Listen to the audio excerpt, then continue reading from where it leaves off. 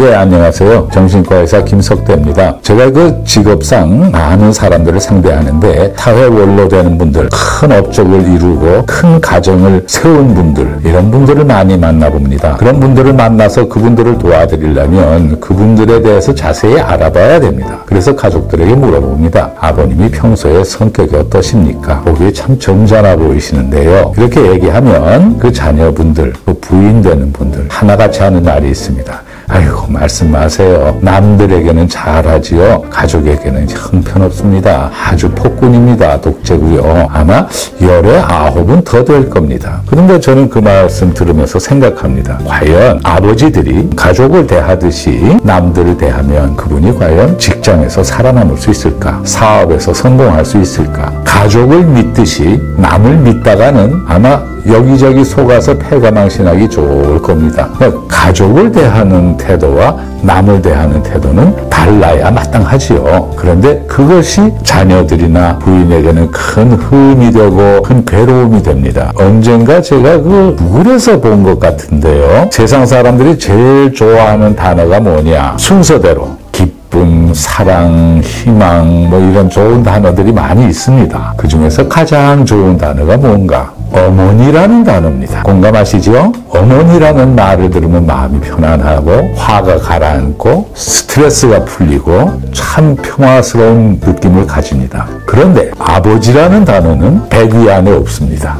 그래서 제가 참 그 얘기를 들으면서 참 신통하다. 우리 사람들이 말 배우면서 세상에 태어나서 제일 처음 하는 거짓말이 있습니다. 누구나 하는 거짓말, 공통적으로 하는 제일 처음 하는 거짓말이 과연 무엇인지 생각해 보셨나요? 우리 아이들 보고 물어보죠. 엄마가 좋으니 아빠가 좋으니? 이렇게 물어봅니다. 아이들이 대답을 잘 못합니다. 주저주저하고 망설망설하다가 다 같아요. 이렇게 대답합니다. 그거 거짓말입니다. 세상 사람들이 제일 좋아하는 단어 중에서 으뜸은 어머니고 아버지는 100위 바깥에 있는데, 그런데 어떻게 어머니 아버지가 다 같을 수 있을까? 우리 아이들이 지혜로 와서 부모님께 상처드리지 않으려고 하는 거짓말이라고 생각합니다. 그렇다고 그 거짓말이 나쁘다는 건 아니고요. 그만큼 아버지의 위치가 흔들린다. 아버지가 자리를 잃었다. 제가 살아오면서 과거를 돌이켜봅니다. 60년대라고 기억하는데 그때 우리나라 국민들의 평균 소득이 시청 앞에 어디 가면은 1000불을 목표로 네온사인으로 붙여놨던 걸 본 기억이 납니다. 1000불이면 100만 원인데요. 그것이 연평균 소득이었던 때가 있습니다. 그 아는 사람네 집에 자가용차가 하나 있었는데요. 그때는 현대차 이런 거 없을 때고요. 신진자동차라는 데서 시발택시라는 게 나왔는데 이제 시작한다,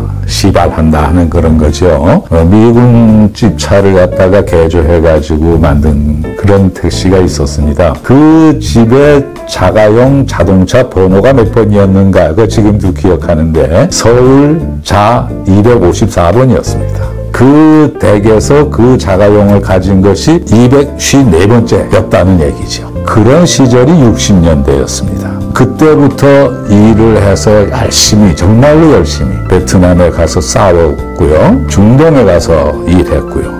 남미로 이민들 많이 갔습니다. 남미로 가서 농사를 짓고 이렇게 해서 한 가정을 정말 가난 속에서 일으켜 세운 우리 아버지들이 지금 자리를 잃어가고 있습니다. 세월이 하도 빨라서 이게 언제적 일인지 모르겠는데 아마 전전번 선거 때인데 그 어떤 선출직에 출마한 분이 계셨습니다. 그분이 추종을 불허할 정도로 당선에 가까이 갔습니다. 누가 봐도 그분은 당선될 뿐이었습니다. 그런데 투표 한 2, 3일 전이었어요. 미국에 있는 딸이 폭로 편지를 썼습니다. 우리 아버지가 저렇게 훌륭한 것처럼 보이지만 우리 가족을 쳐다보지도 않고 가족을 돌아보지 않았습니다 하는 폭로 편지를 썼습니다. 그 편지가 퍼지면서 그분은 낙선했습니다. 저는 생각합니다. 그 딸을 어려서 미국에 보내서 공부시켜가지고 법대인가 로스쿨인가 거기를 이제 들어갔다고 하는 것 같았는데 그 학비 누가 됐나요? 미국에서 사립학교가 아마 적어도 한 3만 불에서 5만 불 정도 할 겁니다. 그런데 그 아버지는 그 딸의 편지가 발표된 이후로 아무 변명하지 않고 그 이후로 매스컴에서 사라졌습니다.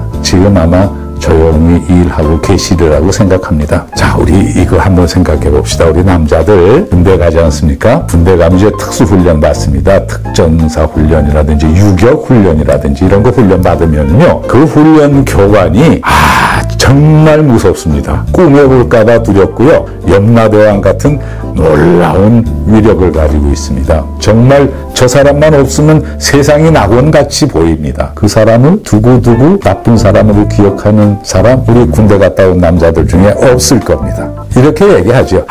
그 교관 그분 대단했어. 그 사람 나쁜 사람이었어 라고 말하는 사람은 없습니다. 그렇게 무섭고 그렇게 괴롭히던 교관이 지나고 나서 생각하면 참 좋아 보입니다. 그 교관을 이해하는 게 언제냐? 자기가 교관이 됐을 때, 그때는 나를 가르쳐준 그 교관이 고마운 분으로 기억납니다. 제대하고 나서는 더 이상 밉지 않습니다. 오래 생각납니다. 무슨 뜻인가? 아버지가 밉지요. 자기가 아버지가 되면 그때는 아버지를 사랑하게 됩니다. 아버지와 헤어지면 그때는 아버지를 사랑하게 됩니다. 호미도 날이지만은 낫같이 잘 들지는 않는다. 아버지도 어지시지만 어머님처럼 어지시지는 않다. 위동더둥성 어머님같이 어질이 없어라. 이런 사모곡이라는 노래가 있습니다. 저는 그 노래 중에서 좋아하는 부분이 하나 있어요. 위동더둥성 아버지도 좋긴 좋지만 어머님만큼은 안 좋아 하고 말하려니까 좀 캥기거든요. 그러니까 얼렁뚱땅 위동더둥성 어머님같이 계시죠. 고려 가사지요. 사모곡을 지은 그때부터 아버지는 미움을 받았나 봅니다. 아버지는 언제 사랑을 받는가? 세상을 떠났을 때, 가족들과 헤어졌을 때, 그때 참 사랑을 받습니다. 너무 슬퍼하지 맙시다, 우리 아버지들. 오늘 여기까지 말씀드리겠습니다. 감사합니다.